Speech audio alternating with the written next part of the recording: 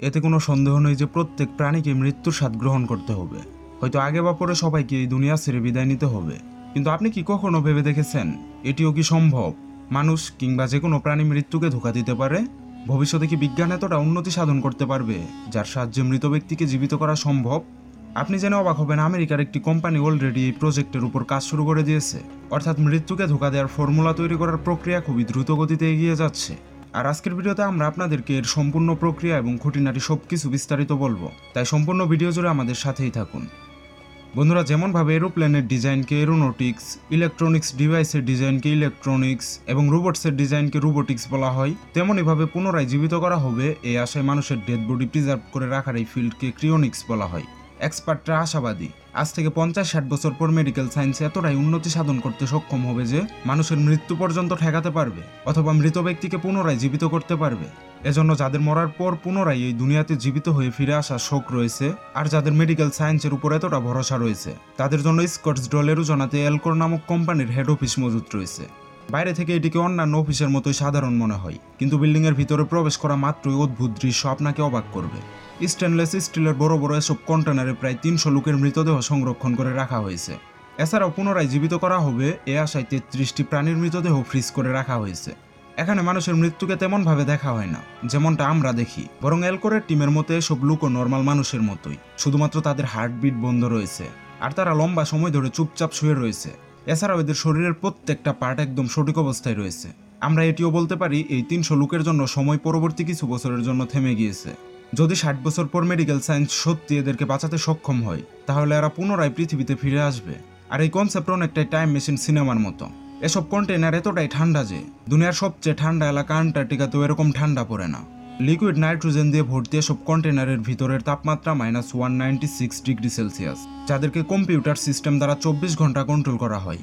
একটি বড় কন্টেনারে 4টি ফুল বডি পেশেন্ট এবং 5টি নিউরো পেশেন্ট, অর্থাৎ শুধুমাত্র তাদের মাথা রাখা হয়েছে। এসব ছোট কন্টেইনার শুধুমাত্র মানুষের মাথা প্রিজার্ভ করার জন্যই বানানো হয়েছে।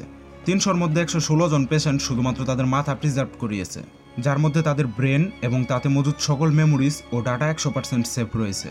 ক্রিওনিক্স সায়েন্টিস্টরা বিশ্বাস করেন যখন এদেরকে পুনরায় জীবিত করা হবে, তখন শুধুমাত্র তাদের ফেস এবং ব্রেন নিজেদের হবে আর বাকি অন্যান্য বডি পার্ট আর্টিফিশিয়াল হবে। মারা যাওয়ার আগের সবকিছু তাদের ভালোভাবে মনে থাকবে আর তারা তাদের ব্রেন তেমনভাবে ব্যবহার করতে পারবে যেমনটি একজন নর্মাল মানুষ করে। তাদের আর্টিফিশিয়াল বডি ব্রেন থেকে সিগন্যাল রিসিভ করবে আর তাদের আর্টিফিশিয়াল হার্ট তেমনভাবে রক্ত পাম্প করবে যেমনটা আসল ফুসফুস করে থাকে। কিন্তু এখন প্রশ্ন হলো, এগুলো কিভাবে সম্ভব? ক্রিওনিক্স প্রকৃতপক্ষে অতটাও সিম্পল নয়। শুধুমাত্র লিকুইড নাইট্রোজেনে বডি রেখে দিলে হবে না, বরং এই সম্পূর্ণ প্রসেসটি খুবই ঝামেলা দিয়ে ভরপুর এবং এক্সপেন্সিভ। সম্পূর্ণ বডি 50 বছরের জন্য ক্রায়ো প্রোটেক্ট করানোর জন্য $2,20,000 অর্থাৎ $1,65,00,000 মতো লাগে। আর যদি কেউ শুধুমাত্র তার মাথা ক্রায়ো প্রোটেক্ট করাতে চায়, তাহলে তার মারা যাওয়ার আগে $80,000 পে করতে হয়। কন্ডিশন অ্যাকসেপ্ট করার পর যখন সকল ডকুমেন্টেশন কমপ্লিট হয়ে যায়, তখন পেশেন্টের নাম অ্যালকোরের ওয়েটিং লিস্টে সামিল হয়ে যায়। এবার অ্যালকোরের টিম পেশেন্টের মারা যাওয়ার অপেক্ষা করতে থাকে। ডাক্তারদের একটি রিমোট টিম যারা 24 ঘন্টায় অ্যাক্টিভ থাকে, আর তারা যখনই খবর পায় পেশেন্ট মারা যাচ্ছে, তখন তারা দ্রুত হসপিটালে পৌঁছে এবং তাদের প্রসেস শুরু করে দেয়। এক্সপার্টদের মতো মারা যাওয়ার পর যত দ্রুত এই প্রসেস শুরু করা হয়, ততই তার পুনরায় জীবিত হয়ে যাওয়ার চান্স বেড়ে যায়। মারা যাওয়ার পর মানুষের হার্টবিট বন্ধ হয়ে যায়, এছাড়াও রক্ত চলাচল থেমে যায়। আর যখন শরীরের অন্যান্য অঙ্গে রক্ত চলাচল বন্ধ হয়ে যায়, তখন সেই অঙ্গগুলোও খারাপ হতে শুরু করে। মারা যাওয়ার পর থেকে ক্রায়ো প্রোটেকশন প্রসেস শুরু হওয়ার আগ পর্যন্ত পেশেন্টের রক্ত চলাচল কন্টিনিউ রাখতে হয়। এর জন্য পেশেন্টের বুকের ওপর 2টি মেকানিক্যাল পাম্প লাগানো হয়, যেগুলো আর্টিফিশিয়ালি তার বডিতে রক্ত পাম্প করে। তারপর অপারেটিং রুমে আসল কাজ শুরু হয়। এখানে সর্বপ্রথম পেশেন্টের শরীর থেকে পাম্পের সাহায্যে সব রক্ত বের করে নেওয়া হয়, আর সেই রক্তের পরিবর্তে একটি বিশেষ কেমিক্যাল পুনরায় বডিতে এন্টার করানো হয়। যেহেতু মানুষের শরীরে 60% পানি থাকে, তাই যদি এটিকে এভাবে লিকুইড নাইট্রোজেনে রাখা হয়, তাহলে শরীরের মধ্যে থাকা পানি ক্রিস্টাল হয়ে যাবে, যার ফলে বডি সেলস ভেঙে যাবে আর সেটিকে কোনোভাবেই পুনরায় রিপেয়ার করা সম্ভব নয়। এর জন্য পেশেন্টের শরীরে অ্যান্টিফ্রিজ লিকুইড প্রবেশ করানো হয়।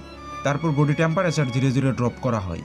নর্মাল পানির ফ্রিজিং পয়েন্ট যেখানে -0 ডিগ্রি সেলসিয়াস হয়, সেখানে অ্যান্টিফ্রিজ লিকুইডের -100 ডিগ্রি সেলসিয়াস হয়। এর সুবিধা হলো যখন বডি টেম্পারেচার ড্রপ হতে শুরু করে, তখন অর্গানেই বিশেষ অ্যান্টি ফ্রিজিং লিকুইডের আগেই ফ্রিজ হয়ে যায়। বডি টেম্পারেচার ড্রপ হতে হতে এমন একটি পয়েন্ট চলে আসে যেখানে বডি লোহার মতো শক্ত হয়ে যায়, আর তখনই বডিকে লিকুইড নাইট্রোজেনে রাখা হয়, যেখানে -196 ডিগ্রি সেলসিয়াস টেম্পারেচারে এটিকে একেবারের জন্য প্রিজার্ভ রাখা সম্ভব।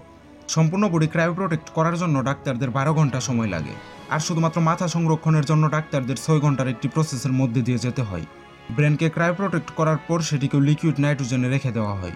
এসব কন্টেনারের পাশ দিয়ে অতিক্রম করার সময় আপনার মনে হতে পারে আপনি কোনো কবরস্থানের পাশ দিয়ে অতিক্রম করছেন। এটি বিশ্বাস করা তো মুশকিল। নতুন টেকনোলজির মাধ্যমে এদেরকে পুনরায় জীবিত করা সম্ভব হবে। প্রত্যেক কন্টেনারের বাইরে পেশেন্টের ছবি ঝুলানো থাকে, আর তাদের ফ্যামিলি রেগুলার ভিজিট করতে পারে। এই পেশেন্টদের মধ্যে একজন হলেন ক্যালিফোর্নিয়ার অধিবাসী আনিতার স্কিন।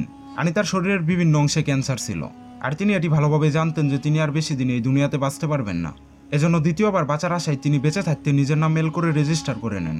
আনিতা তার জীবনের শেষ মুহূর্তে কয়েকটি টিভি চ্যানেলে ইন্টারভিউ দিয়েছিলেন। এছাড়াও তার উপর করা ক্রিওনিক্স প্রক্রিয়ার ভিডিও রেকর্ড করারও পারমিশন দিয়েছিলেন তিনি। আনিতার হাজব্যান্ড, যে কিনা শেষ মুহূর্ত পর্যন্ত তার সাথে ছিলেন, তিনিও নিজেকে ক্রিওনিক্সের হাতে সঁপে দেওয়ার সিদ্ধান্ত নিয়েছেন, এই আশায় যেন পরবর্তীতে তার সঙ্গীর সাথে পুনরায় এই দুনিয়াতে সাক্ষাৎ করতে পারেন। বন্ধুরা, ক্রিওনিক্সের এই কনসেপ্ট আমরা কয়েকটি সায়েন্স ফিকশন মুভিতে ইতিপূর্বে দেখেছি, কিন্তু সায়েন্স ফিকশন কি আসলে বাস্তবে রূপান্তর সম্ভব? আপনার কি মনে হয়? আপনার মতামত অবশ্যই আমাদেরকে কমেন্টে জানাবেন। তো এই ছিল আমাদের আজকের এই ভিডিও কেমন লাগলো তা কমেন্টে জানাতে পারেন। ভিডিও ভালো লেগে থাকলে লাইক করুন, চ্যানেলে প্রথমবার এসে থাকলে প্লিজ সাবস্ক্রাইব করুন। দেখা হচ্ছে পরবর্তী কোনো নতুন ভিডিওতে। ততক্ষণ পর্যন্ত ভালো থাকবেন, সুস্থ থাকবেন। আল্লাহ হাফেজ।